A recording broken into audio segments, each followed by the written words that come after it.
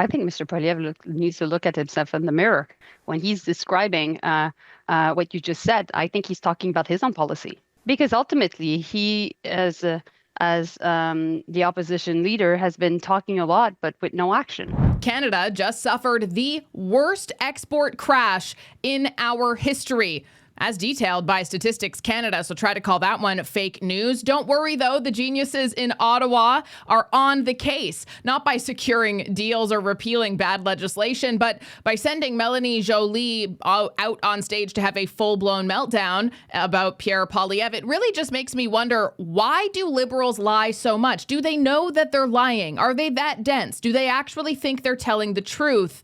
Because this is so easy to fact check. I'm Jasmine Lane. Subscribe, like, follow, comment your thoughts down below, and share this video, because we got to try to beat out the mainstream media here in Canada, of which, by the way, is currently launching a court case. Lots of details there. They can definitely try to blame this on Trump all they want, but every single time they do, they just prove us right. All that and more coming up today on Over Opinionated. Mark Carney, the father of the carbon tax, who of course was the one who advised Trudeau to bring it in, was forced on the eve of the election to reverse himself and promise to do as I said and axe the carbon tax. But I warned Canadians then he would bring it back when he no longer needed your vote, but still needed your money. And sure enough, here we are today. Mark Carney is bringing back the carbon tax 2.0. He calls it the Clean Fuel Standard, Clean Fuel Regulations. According to the Parliamentary Budget Officer, it will add 17 cents a litre to your gas. What did the last carbon tax add to your gas? 17 cents a litre. The new tax is starting to look a lot like the old tax.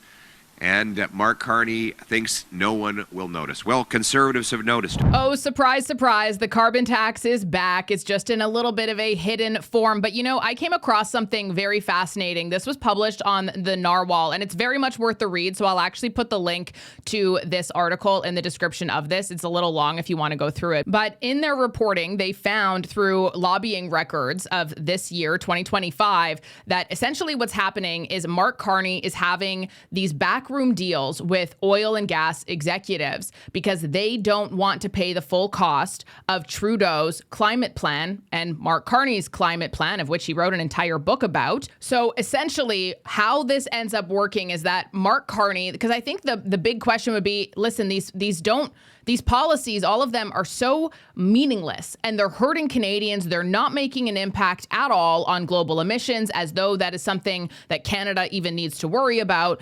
But he needs them on paper. So Mark Carney isn't going to just scrap these policies.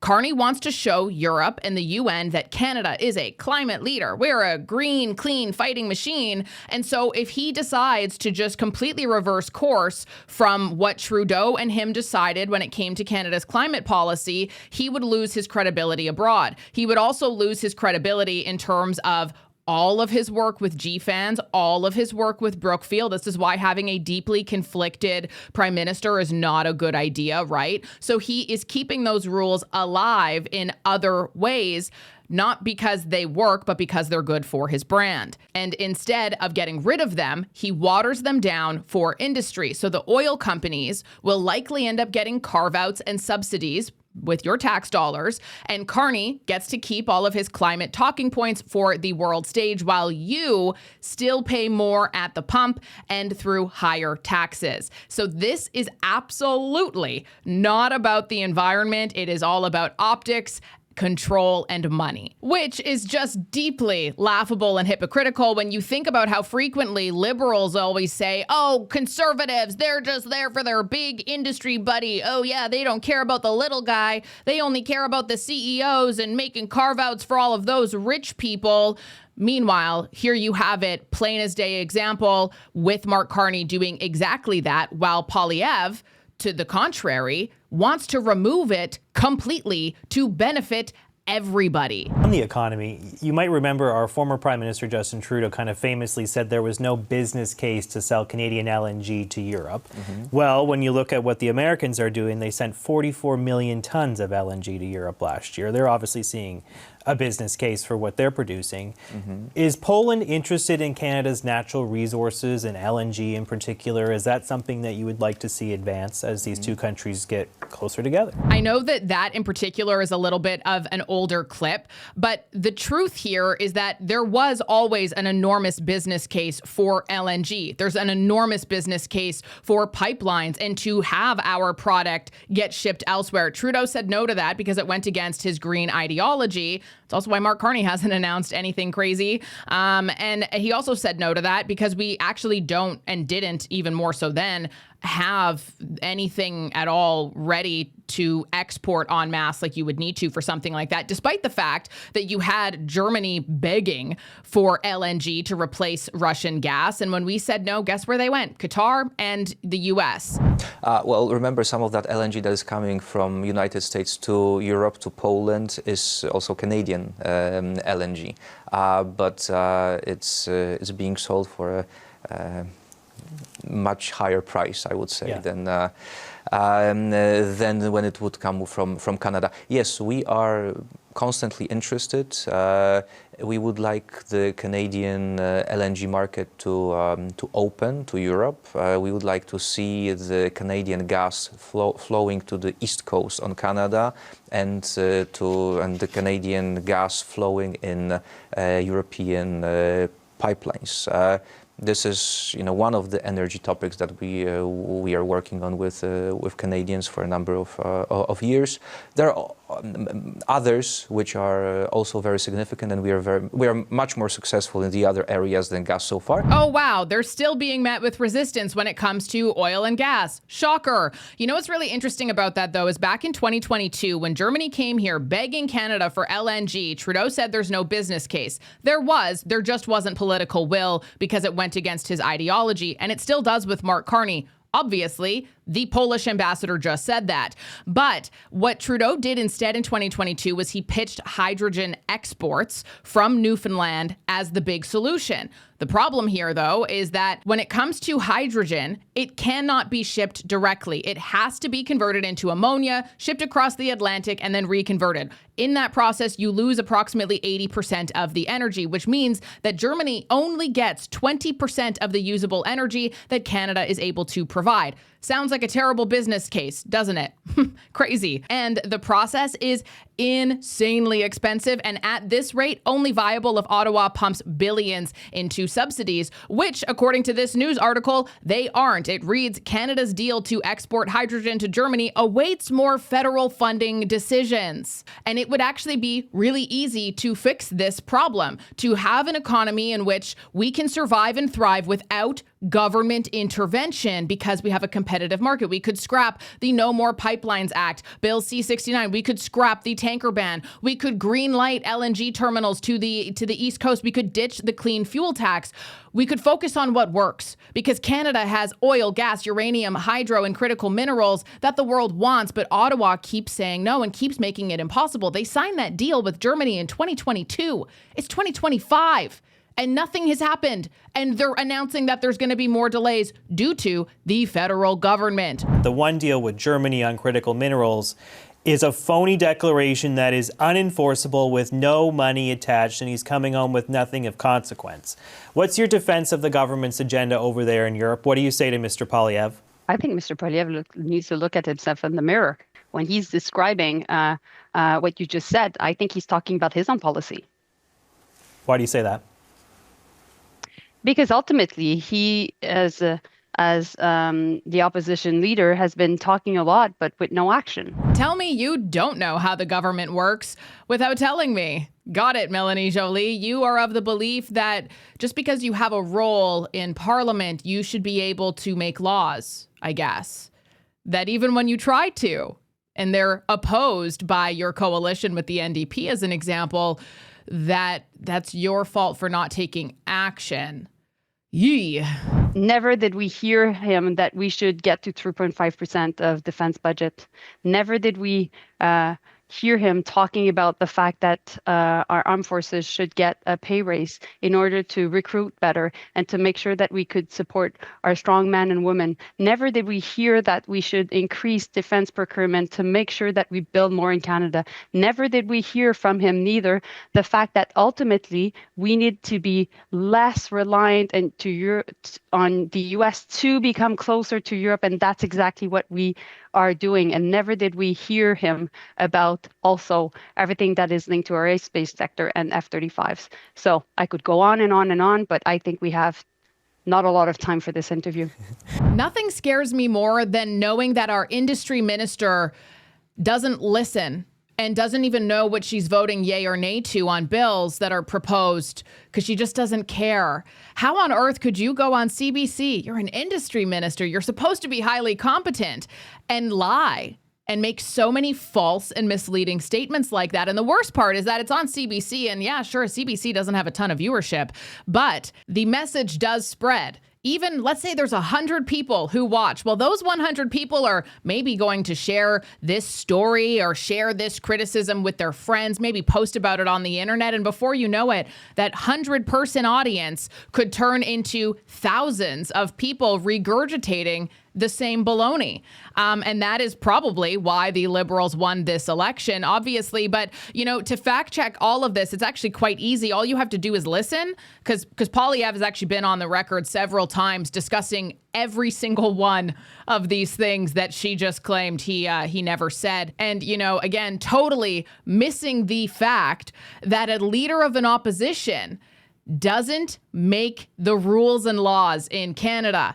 And a leader of the opposition can sway the public, can change opinion. They can add their 2 cents. But at the end of the day, it's due to whoever has those coalitions or whoever has that majority. That's who makes the law, not Pierre Poilievre. And you know what? He was completely factual in saying that Mark Carney came back with nothing. And before we move on from this topic, CBC currently would rather go to court on your taxpayer dime than to just be honest with how few people are watching them and why it really doesn't make sense that they get so much money. This CBC News story is really fascinating because depending on where you're reading it, it's either, you know, just some very generic, oh, any business would do this. Yeah, they're just fighting some dry industry dispute about subscriber numbers, or the story reads probably a little bit more what's realistic here, that they are trying to evade transparency and accountability. And that is exactly why I use Ground News. I have been using them for years, way before I ever started my own YouTube channel, because I am tired of a spin pretending to be journalism. The left and center in this case are mostly just posting about how CBC is taking legal action to defend their refusal to disclose the number of subscribers. And the right is asking some of the real questions here, that this is a sad but telling attempt to dodge basic transparency. Why are they doing this? Ground News lets you see every single angle, left, center, right, and compare how differently they cover the exact same facts. Ground's blind spot feature is also incredibly powerful because it shows you the stories that your side isn't even talking about or reporting on at all, because sometimes it's not about what they say, but what they don't want you to hear. If you're like me and you want the truth without the drama, go to ground.news/Jasmine for 40% off their Vantage plan. You can scan the QR code on screen, and I've also included the link to that in the description of this video and pinned comment. Each subscription directly supports me, and it also helps Ground News keep doing the awesome work that they're doing so that you can just figure out what the heck is going on. That's ground.news/Jasmine for 40% off their Vantage plan, because facts matter more than framing. Canada addressing Donald Trump's issues and only getting meetings in return has become a pattern. Dumping the digital services tax, removing Ontario's surcharge on electricity sold to the U.S., and spending billions more on defense has not moved the needle. The Liberals have also spent $1.3 billion to try and strengthen the border. And you will never guess who is in Washington to plead our case. None other than Gary Ananda Sangri, Sean Fraser, and of course, our F-Tenol czar, Kevin Brosseau. Yep, that guy who recently told American authorities that he actually has no power or control over RCMP at all. Sean Fraser, Gary Ananda Sangri. I can't even imagine Pam Bondi of all people, sitting across a table from all three of them and listening to them plead their case. The news article that we just played went on to say that they discussed the statistics of ethanol coming out of Canada into the United States with her and shared that data to really plead our case. Imagine trying to share with Pam Bondi while you're in Washington that Canada only checks about 1% of all of our shipping containers, and that through those checks, it's only about 1%, enough to lethally dose about 9 million Americans that comes through Canada. Imagine saying that to her. You want to know what her answer would be? Yeah, you guys should probably be checking more, idiots. Stats the Justice and Public Safety Minister raised when they met with the U.S. Attorney General for the first time on Wednesday, 4 months after being appointed to cabinet. None of those facts, stats, or concessions seem to have mattered with the Trump administration, with new tariffs on Canadian corrosion-resistant steel set to be applied, and that's on top of the 50% tariff that was implemented back in June. Nope, no concessions, no deals, no nothing, actually. Let's go through the list. He's not thrown one elbow since he took office, except at our own workers. He did not meet his promise of a July 21st deal with the Americans. Again, his promise, not mine. He did not, he's backed down while claiming that he would stand up, and he's gotten absolutely nothing in return. In fact, American tariffs are twice as high on Canada today as they were when Prime Minister Carney took office, promising to deploy his negotiating skills to get us a win. He promised he would have elbows up. He promised he could, quote, handle Trump, and that he would, quote, negotiate a win. Those are his promises, and he needs to be judged by his word. And this was not any promise, just any old promise on page 73 of his platform. It was the promise on which he ran his entire election campaign.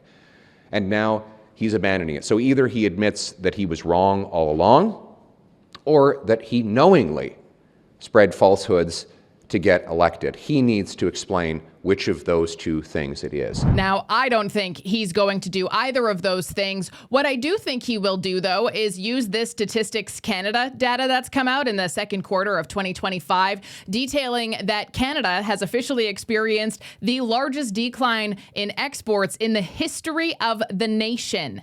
We actually saw a trade hemorrhage at a staggering $19 billion of a deficit, which shows worsening competitiveness at a time when exports should be the absolute backbone of our recovery. You know what's really telling about this, though, is that our exports fell in the billions of dollars and our imports remained relatively the same. Kind of weird, right? Because Mark Carney said that we can be our own best customer and that we can give more than any foreign government can take away. Well, if that's true, why are we importing more? Because imports have actually risen over the years at around $65 to $70 billion, and they didn't crash the way that exports did. So we certainly didn't suddenly start supplying ourselves with all of these things. Actually, to the opposite, we've continued to import even more. And I sure hope you're still watching, because here is the mic drop that you need to tell all of your friends and family. According to this data, which is taken from 2022 to 2025 that we can see,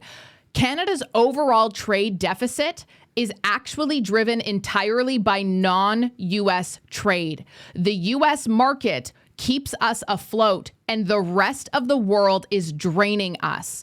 Even our U.S. surplus couldn't offset the global deficit, so the total trade balance catered. But I thought we were expanding and diversifying our trade. That's what Mark Carney told me. That's why he's been going on all of these fancy trips overseas on my dollar, is because we're diversifying. We're signing these amazing deals. Right, Melanie Joly? Isn't that why you've been doing all this stuff? But the data tells a very different story, because in reality, foreign markets are taking away Canada's wealth, leaves in the form of imports as our exports shrink. The record high $19 billion trade deficit proves the complete opposite of everything they've been trying to parade through our media and through their press conferences, that foreigners are giving us goods that we are dependent on because we don't supply them for ourselves, and we're struggling to pay for them with our declining exports. some trade deals, hey? The data actually shows that we're diversifying our trade is weak at best, and that's being generous because exports outside of the US are inconsistent, they're volatile, and completely overshadowed by the high amount of imports. So, yep, the US remains the only market where Canada consistently runs a surplus, and without it, the global picture of Canada is very scary. And yet, the media and our federal government is still running on overdrive to turn us away from America, to villainize Donald Trump and Trump's tariffs. They're going to blame Trump's tariffs for this mess. I can guarantee you that. But the only thing that is actually sinking us is their response, which has been for years to isolate Canada and now to shut out our biggest partner, which is driving us straight into the ground because obviously nobody else is reliable. And all that to say, yeah, of course, it's super important to diversify your trade. We should have been doing that years ago. We should have rescinded bad laws and policies, and we should have made sure that Canada was a competitive place so that we weren't so reliant on the United States. But they didn't do that, did they? They did the opposite. And now they're using it to their advantage to blame them while their policies and decisions and poor diplomacy sinks us into the ground. Wake up. How much more do you need? I'm Jasmine Lane. Thank you so much for watching. Subscribe, like, follow, comment your thoughts down below. And as always, share this video, and I will be back with you tomorrow.